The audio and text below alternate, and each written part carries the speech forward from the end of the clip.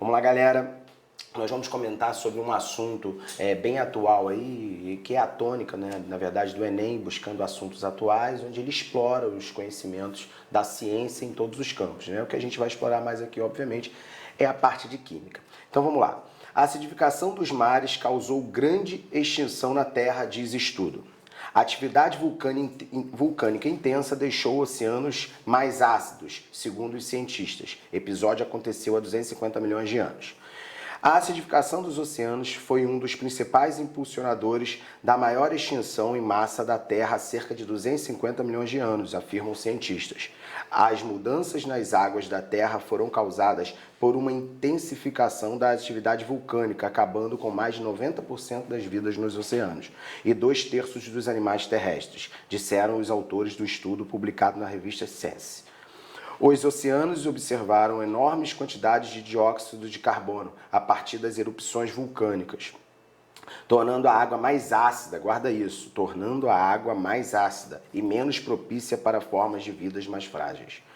Esta é uma descoberta preocupante, considerando que já podemos ver um aumento na acidez dos oceanos hoje, resultado das emissões humanas de carbono, explicou Matthew Klasson, da Escola de Geociências da Universidade de Edimburgo. Notícia nova, né, de abril agora, então é comum, volto a repetir, a gente explorar essas questões ambientais e de desastres ou de alguns eventos climatológicos atualmente. De acordo com o texto e do ponto de vista químico, a acidificação das águas dos oceanos se deve a, letra A, presença do dióxido de carbono, que ao entrar em contato com a água, libera íons hidroxila, aumentando a acidez no oceano. Tudo errado, né? A gente tem até uma liberação de CO2, fato, mas o CO2, se ele causa uma acidificação das águas do oceano, ele não pode liberar hidroxila, né? Nós sabemos que a acidez e hidroxila são opostas, né? A hidroxila é características de ambientes básicos, alcalinos, então não seria essa a resposta em torno da acidificação.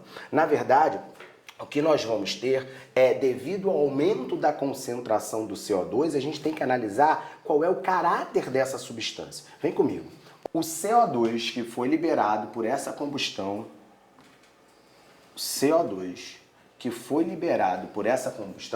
ele vai reagir com as águas do oceano, certo? Então tá lá CO2 e água.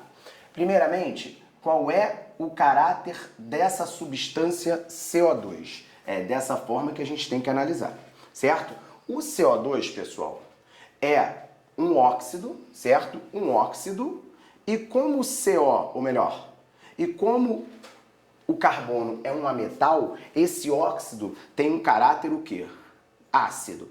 Todo óxido formado por ametal, ele tem um caráter ácido. E nós conhecemos esse cara, um óxido ácido, pela palavrinha anidrido. Fala comigo, fala. Anidrido, perfeito. O que é um anidrido? É um óxido de caráter ácido. Então o nome já está falando. Se ele é um óxido com caráter ácido, ao reagir com água, ele vai formar o quê? Junta tudo. H2CO, 2 em 1, 3. H2CO3. Quem é o H2CO3? É o ácido carbônico. Opa, ácido carbônico. Se ele é um ácido, beleza? Qual é a característica de um ácido? Mesmo que o H2CO3 seja um ácido fraco, ele tem a capacidade de liberar o quê? H+. Esse H2CO3, ele vai liberar no meio H+, tá certo? E esse aumento na concentração de H+ no meio vai fazer com que o meio fique o quê? Fique ácido, tá certo? E o meio ficando ácido, você vai ter uma diminuição no pH. Lembra disso? Lembra disso? H+ e pH são inversamente proporcionais. Guarda isso no teu coração. Quanto maior for a concentração de H+, menor é o pH, tá certo? São inversamente proporcionais. Então, se você tem o CO2, que nas águas dos oceanos reage com água e forma um ácido carbônico, esse ácido, por ser um ácido, libera H+, aumentando a concentração de H+, tem uma diminuição no pH do meio. Então, a tônica da questão é exatamente essa. O caráter ácido do óxido liberado, CO2, que é um anidrido, ao ter um contato com a água, forma um ácido.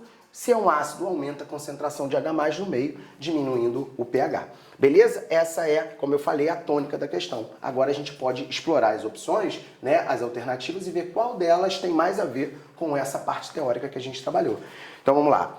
Letra B. Um aumento do pH das águas por conta da reação do CO2. Não, mentira.